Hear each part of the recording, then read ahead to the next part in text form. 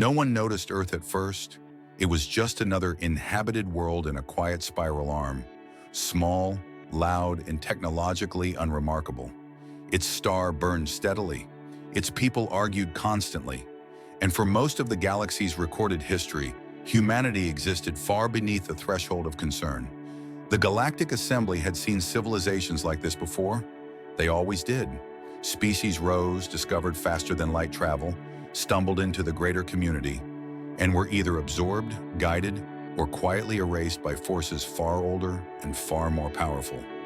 Humanity, it was assumed, would be no different. They were wrong. The first contact report was filed without urgency. An automated exploration probe from the Valari Combine detected artificial transmissions leaking from Earth's atmosphere. Radio waves, crude digital noise, evidence of a young civilization still shouting into the void, unaware that the void could hear them. The Valari were ancient by human standards.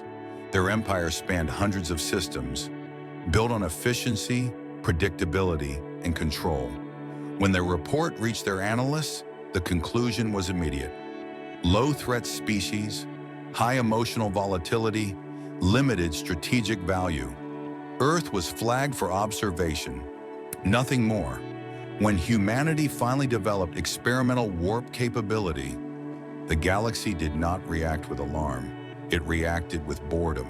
The human vessel crossed into interstellar space, with hope, with fear, with a profound misunderstanding of the universe they were entering.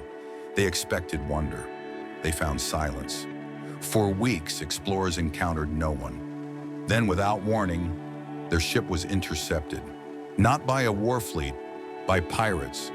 The Car Syndicate specialized in harvesting young civilizations. They didn't conquer worlds, they skimmed them. Technology, resources, lives, whatever could be taken, without attracting attention. The human crew never stood a chance. Engines disabled in seconds. Boarding parties breached the hull. Captives taken alive. The pirates laughed. Humans were smaller than expected, softer, no natural armor, no claws, no fangs. One of the car captains reportedly asked a single question. "Is this all of them?" The Valari observers watched remotely. They logged it as an unfortunate but instructive event. Outcome consistent with projections. Species lacks defensive capability. Survival probability, low. On Earth, the loss of the expedition did not cause panic. It caused unity. Humanity had always been divided by borders, by ideologies, by history soaked in conflict. But something changed when the stars took their people and gave nothing back. Every transmission, every fragment of data recovered from the ship's final moments was studied obsessively. Pirate energy signatures, weapon discharges, boarding tactics, reverse engineered. Humanity did not mourn quietly. They prepared. The next ships they built were different. Not elegant, not efficient, purpose-built, hull plating layered redundantly, life support systems decentralized, control authority distributed.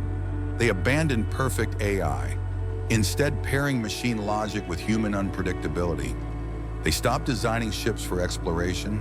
They designed them for survival.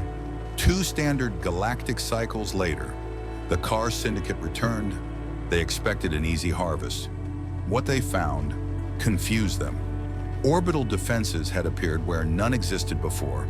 Primitive by galactic standards, but numerous, aggressive, networked. The first car ship was disabled by a weapon the galaxy had classified as obsolete centuries ago. A kinetic projectile. No energy signature, no warning. Just mass, accelerated to catastrophic velocity. The second ship attempted to flee. It did not succeed. For the first time, a tier primitive species had repelled an interstellar raid without assistance. The Valari observers froze. Emergency packets sent to the assembly.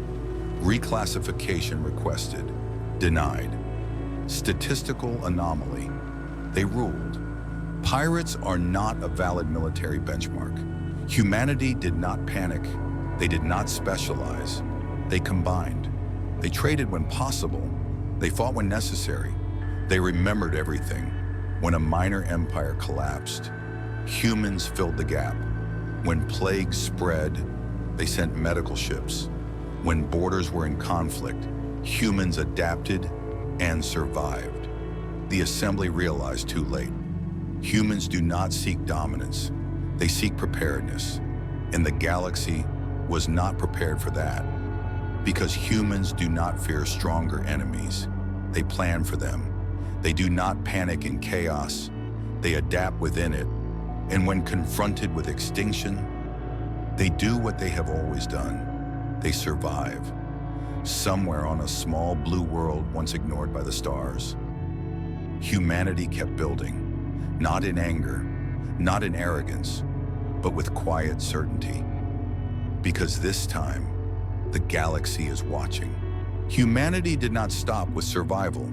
They built fleets capable of self-repair, ships that could sustain years of combat or isolation. They trained pilots not to fight, but to adapt, not to command, but to predict.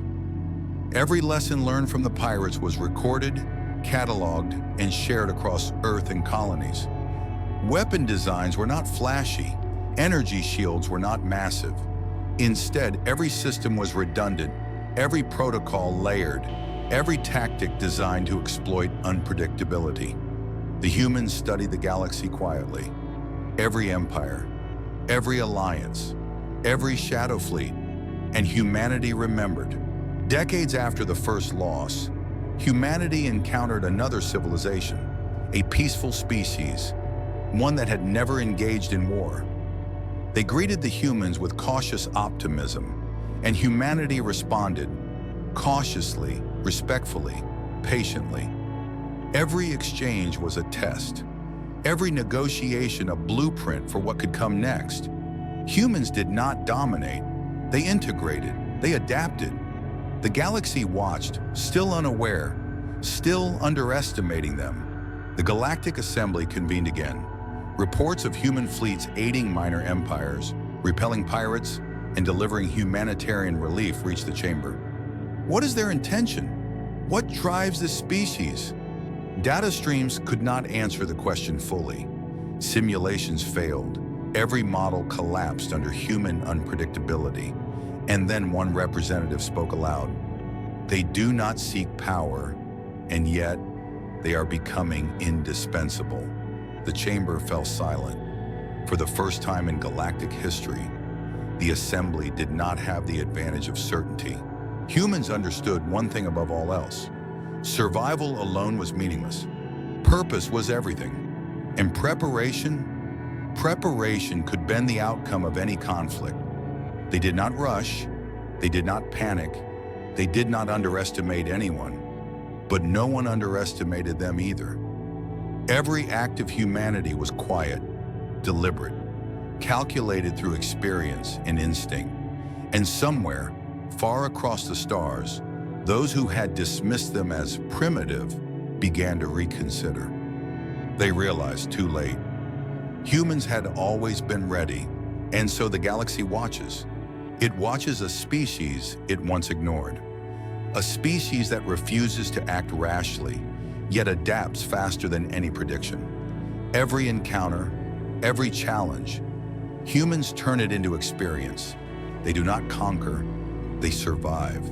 And when humanity finally strikes, or finally intervenes, the universe will learn what it means to underestimate species 3417. The story is far from over, and the stars are just the beginning.